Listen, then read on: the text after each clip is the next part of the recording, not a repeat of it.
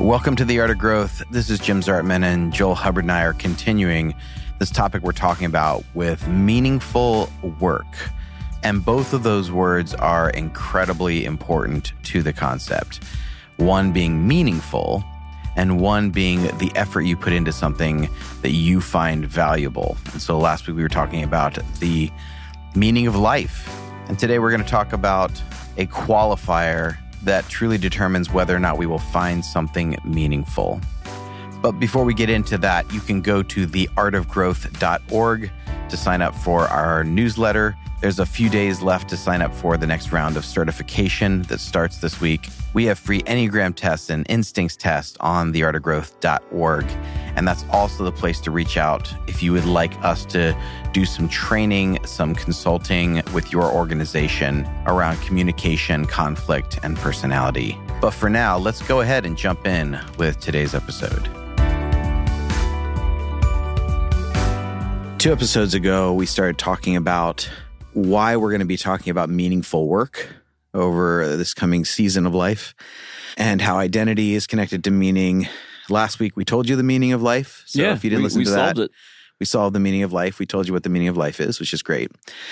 Today, I want to talk about something that is, I think, really deeply important to me personally. I think part of this comes from my own experience and story, but it's something that I think is inherently true, which is we won't believe in something having meaning if it is separated from service to others.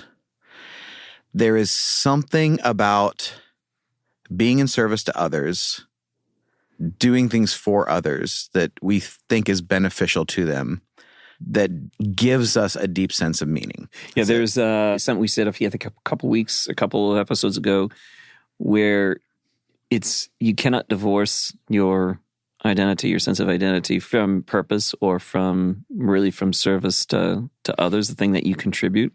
Mm. And that when we're trying to find meaning, we oftentimes trying to find meaning in things and in people, sometimes in ourselves. But we're in this search, this hunt for meaning. And I think that's natural. I think it's not a problem. I think people that try to rid themselves of any need for meaning, or people who have lost a sense of meaning because of, again, as we mentioned, tragedy or some kind of epiphany that has hit them really hard, and they're just like, is there any meaning to life? And there isn't. And all of that can be very painful, but can also be a place where something new can emerge. And as we've talked about before, where meaning can reemerge in a new way, in a deeper way perhaps than what was there before. But all of that is something that can turn into a closed system if the only thing that we're doing is searching within, searching for the meaning that's within this experience of my life, like in my marriage, with my kid, with my work. We'll get this sort of tunnel vision. We're just like, it's going to work, going home, getting the kids ready for school, send them off to school, go to work again, come home, homework, baths, all that. It can become such a grind and such a that you don't think about meaning because you don't have the luxury, you don't have the time. Yeah. But when those moments do come up, when a long drive, or you're stuck in traffic on your way home from work, and that existential thing kicks in, and so we distract ourselves with more music or more, with another podcast or another self-help thing that we're onto, because being alone with ourselves in that moment can feel like all this stuff starts to come up again. And a lot of people don't like that. We don't like that, right? I don't like that. But that's where the sense of meaning can emerge, is in that space of quietness, in that space of the pain and the discomfort and all that. We could talk about that as a complete other episode of what to do with that and how to process through it. But if the only thing we're doing is circling in that internal world, in that immediately closed sort of system that we live in, work, home, family, social life, repeat. Yeah. There has to be something transcendent, something that pulls us out. So I say to people that are highly idealistic, the idealistic types, love your idealism. Just recognize that there's also something you need to bring back to the present, come back to the present and love the present. Mm. But the idealism is so good because it's pulling you out. It's pulling you forward.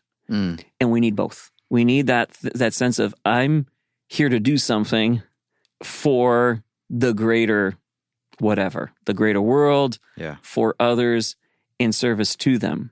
And why I say that's transcendent? Because you can think, well, that's what I'm doing now. I'm serving my family. I'm doing all these things. Yeah. But the expansion, it has to be something that is ever expanding, not in the sense of your dynamic is expanding. Like you're now, I used to serve all these people. Now I'm serving the whole world. It's not that expansion as much as it is, how is my contribution developing and deepening to others and for others as well as for me?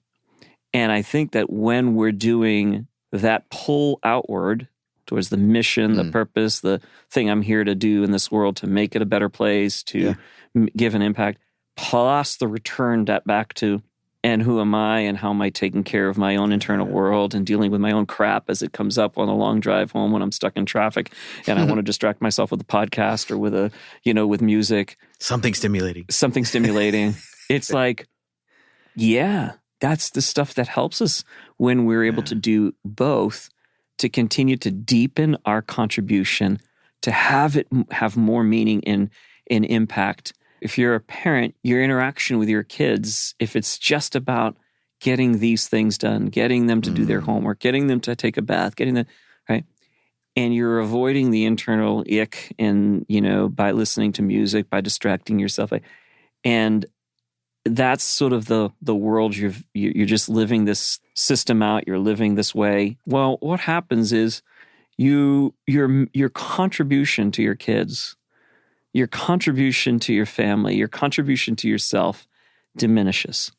You might be a great provider. You might be at every extracurricular activity your child is in. You might be at all of those things. But your presence, this is why I think the contribution to other people, the sense of what I'm here to do, is something that comes from you being very present to both your own internal ick at times and also being very present to what is my contribution here in this moment to my family. And it is more than just about getting my kids fed, bathed, in bed on time, doing their homework, all of these things. It's like, but I have a contribution in what is it that I can bring to this space right now. And then again, the return back to yourself. And I think that adds this greater sense, and I think a greater sense of meaning to your life, or in your life, rather than the meaning of life. Remember we said that, rather than the meaning of life, it's adding meaning to life. Yeah. And I think that's where we recapture and reclaim by intentionality what will be robbed of us by default, I think. Yeah. And you're talking about that image of being caught in the busyness and just going, and it's like task execution. And I feel like when I'm the worst as a parent, it's that I'm doing that, because what am I depriving really my kid of in that space is her contribution. Her space to allow her to make contributions. Because what every kid knows, every kid knows this. Every kid knows that meaning cannot be separated from service. Every kid wants to help, and they're going to make a mess of it. Yeah, but they want to. It's an inherent thing in meaning that every kid knows. So I want to help, and I bet if I dug into someone's story and I was sitting them in the coaching and we were looking for meaning, and I asked them a lot of questions and we dug into meaningful moments in their life, I guarantee you we would uncover multiple ones where someone was deeply in service to them and they were filled with gratitude, or they were able to be in service to another. And that those would be the moments that would stand out, and they'd be like, that mattered. Because a lot of times getting something you want doesn't really carry much meaning.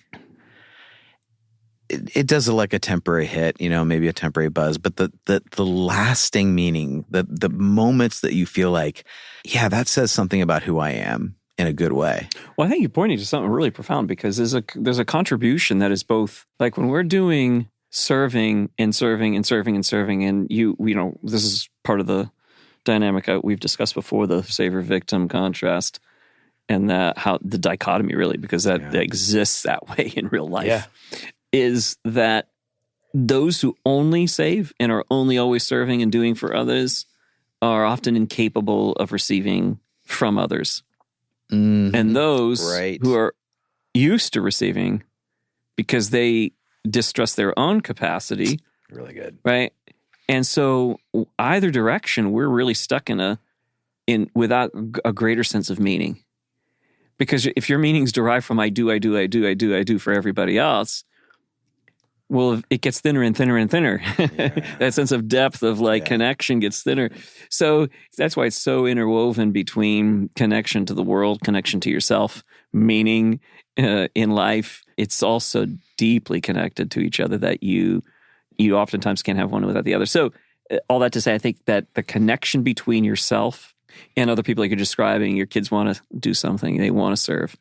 Not all in the same way, by the way. So let's just say that. Yeah. Some kids are like, I want to help cook. I want to help clean. I want to help. And you have those kids. And then you have the kids that are just like, I don't want to do anything, right? But that's not all entirely true, because they, many times they have a different way of wanting to serve. And when they want to, and you don't notice it, and therefore you're not receptive to it, it shuts that down in the other person, right? Mm.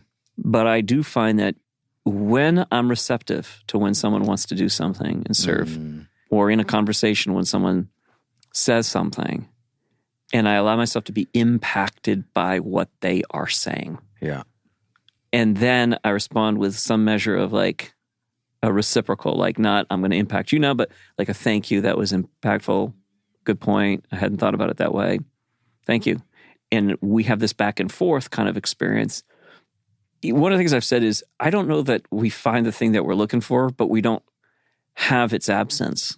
That's what we feel. Here's what I mean by that. Like, I've said this about the sense of connection versus the sense of loneliness.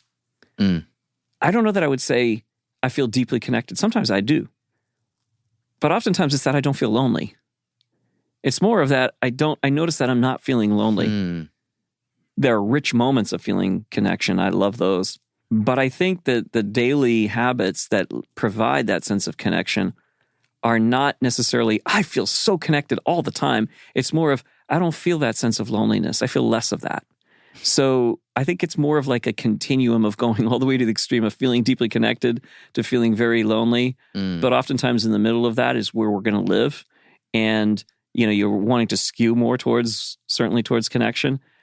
But I don't know that I feel meaninglessness in those moments of where there's been a reciprocity between myself and, say, my son or my wife or other people, but I don't feel any sense of meaninglessness. It's like, whatever that was good. And I want to do more of that.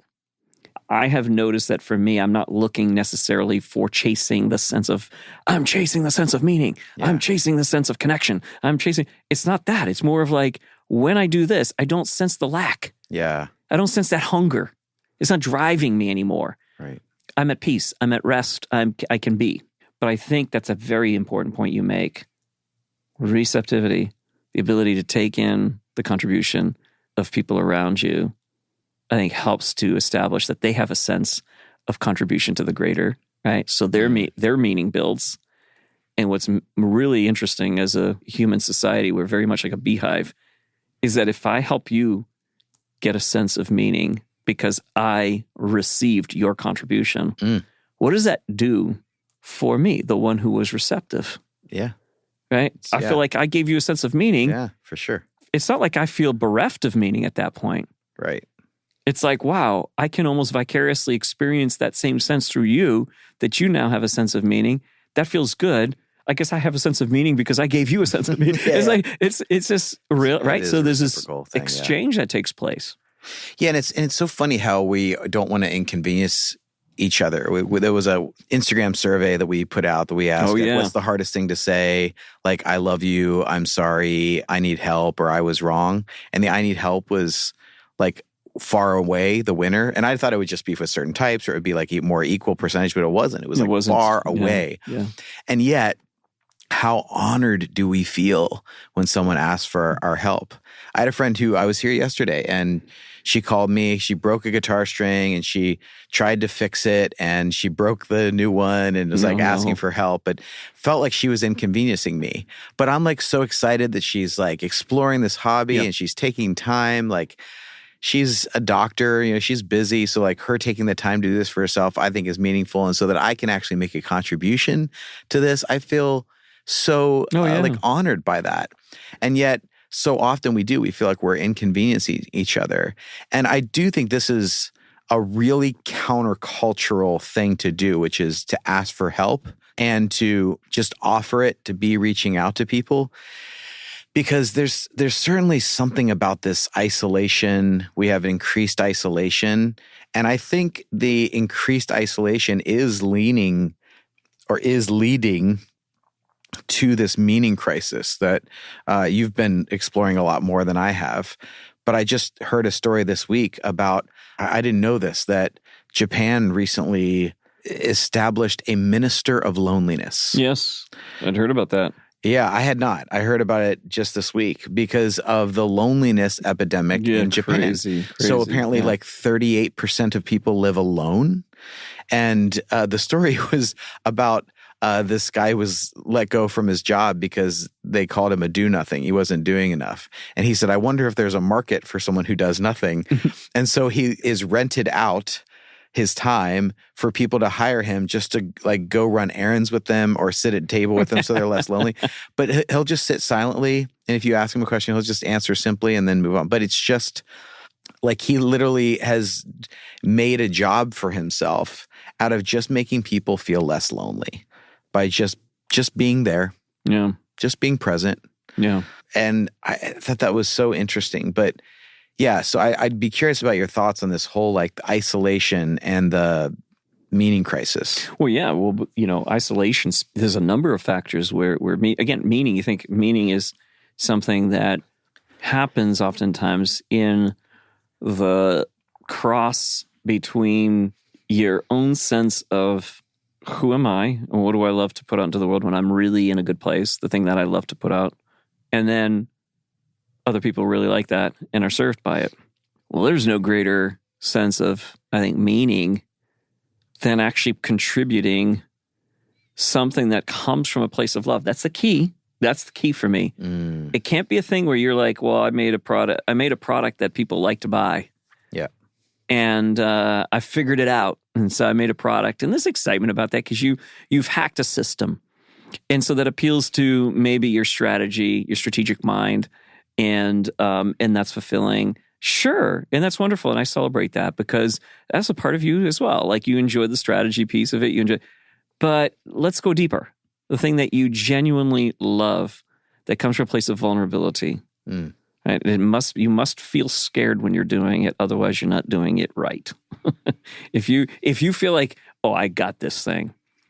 There's never a time when I go into a coaching call where I don't have to strip myself initially of any kind of, I got this, because I've been doing it now for a while.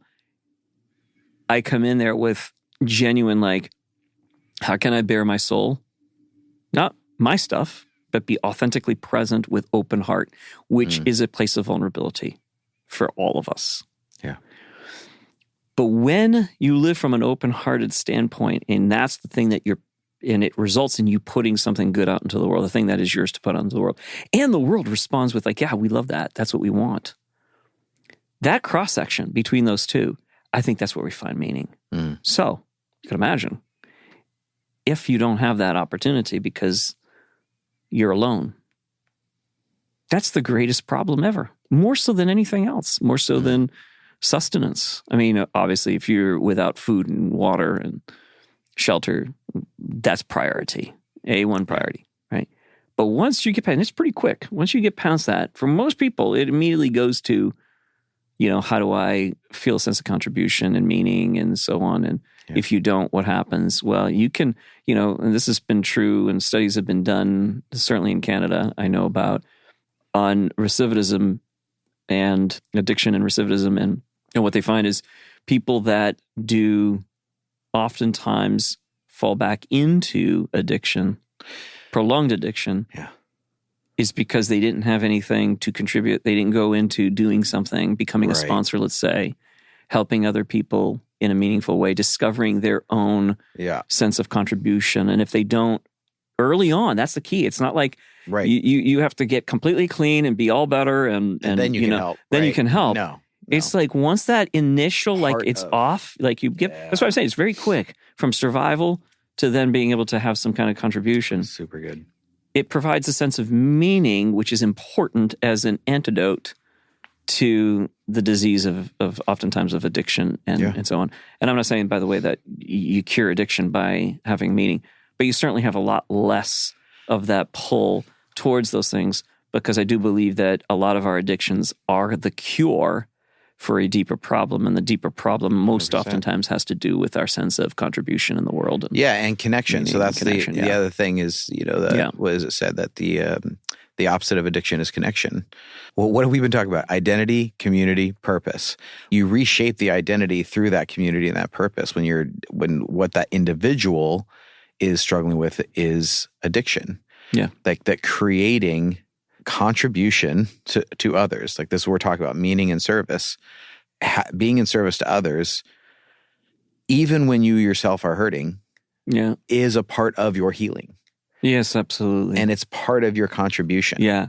There is no, this is why I love the phrase wounded healer.